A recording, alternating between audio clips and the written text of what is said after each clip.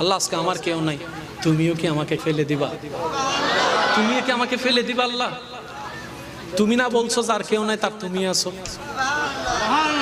আল্লাহ তুমি কি আজকে আমাকে দৌড় করে বাইর করে দিবা? আল্লাহ তুমি না রহমান, তোমার দয়া থেকে তো কেউ বঞ্চিত হয় না। আল্লাহ একটু দয়া করো না, একটু দয়া করো না। এই কথা বলতে বলতে নিঃশ্বাস বন্ধ হয়েছে।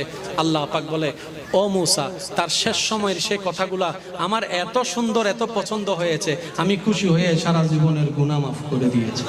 মূসা আলাইহিস সালামের যুগে একজন উম্মত ছিলেন, গুনাহগার মানে শ্রেষ্ঠ গুনাহগার। তার গুনার পাপ এমন বর্ধিত হয়েছে, এলাকার মানুষ তাকে অসুস্থ যখন হয়েছে গ্রাম থেকে বের করে দিয়েছে। এবার তার ডানে কেউ নাই, বামে কেউ নাই, সামনে কেউ নাই, পিছনে কেউ নাই, সবাই তাকে ঘৃণা করে বাহিরে ফেলে দিয়েছে। সে মারা যাওয়ার পর আল্লাহ জলিলুল কদর নবী মূসা নবীকে হুকুম দিলেন, ও মূসা, অমুক গ্রামে অমুক জায়গায় আমার একটা বান্দা মারা গেছে, তুমি গিয়ে তাকে সুন্দরভাবে গোসল টোসল করে জানাজা দিয়ে দাফন করে দাও। পাপীর জানাজা পড়তে যাচ্ছেন কে? গোসল দিতে যাচ্ছেন কে? নবী। কোন নবী? মূসা আলাইহিস সালামের মতো নবী। কত দামি নবী, কাজ জানাজা, কাজ গোসল দিতে যাচ্ছে। এবার উনি যখন ওখানে গেছে, যাওয়ার পরে সবার থেকে শুনতেছেন, হুজুর কেন আসলেন? কয় অমুক জায়গায় নাকি একটা মান্দা মারা গেছে, ওর গোসল। কয় কি বলেন? আপনি হচ্ছেন হাই লেভেলের ভিআইপি, এ হচ্ছে থার্ড ক্লাসের বান্দা, এমন একজন বান্দার গোসল আপনি দিবেন? মূসা নবী বলে যে ব্যাপার কি রে? আল্লাহ যেহেতু পাঠিয়েছেন বুঝে শুনে পাঠিয়েছেন। আল্লাহ যেহেতু পাঠিয়েছেন নিশ্চয়ই কোনো হিকমত, আল্লাহ যেহেতু পাঠিয়েছেন নিশ্চয়ই কোনো কারণ। আল্লাহর হুকুমের সামনে দুনিয়ার কারো কথা শোনার দরকার। মূসা নবী নিজ দায়িত্ব পালন করলেন। পালন করার পরে মনে মনে প্রশ্ন করলেন, আল্লাহ মামলা তো বুঝলাম না, সবাই বলে সে পাপী, কিন্তু তুমি আমার মতো নবীকে দিয়ে তার জানাজা গোসল করাইছো, তার মানে সে নিশ্চয় তোমার প্রিয় ছিল। আল্লাহ মামলাটাকে একটু বলো তো। এবার শুনেন, শুনেন মনোযোগ। আল্লাহ পাক বলে, মূসা, তারা যে কথা বলেছে গ্রামবাসী সব সত্য, কিন্তু তারা জানে না এমনও কিছু সত্য আছে।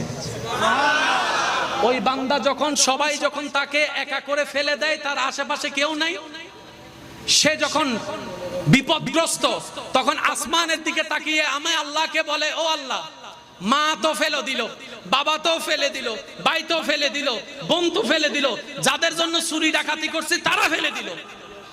আল্লাহ আজকে আমার কেউ নাই, তুমিও কি আমাকে ফেলে দিবা? তুমিও কি আমাকে ফেলে দিবা? আল্লাহ তুমি না বলছো যার কেউ নাই তার তুমি আছো।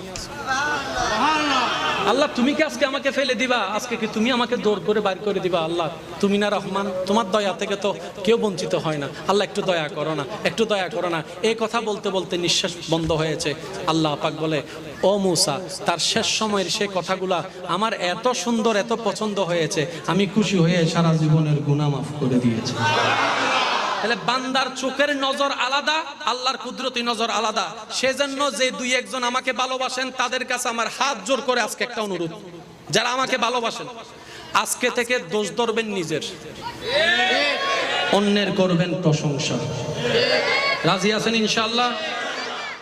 যে দুই একজন বান্দা আমি অদমকে আগে থেকে চিনেন তারা জানেন আমার ওয়াদা এবং টাইম কখনো বেশ কম হয় না।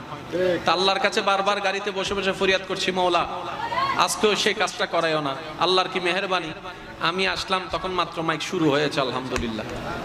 তো এতটুকু বুঝতে পারলাম যে তাওয়াক্কুল রাখে আল্লাহর উপরে, লম্বা রাস্তাও আল্লাহ তার জন্য শর্টকাট করে দেয়।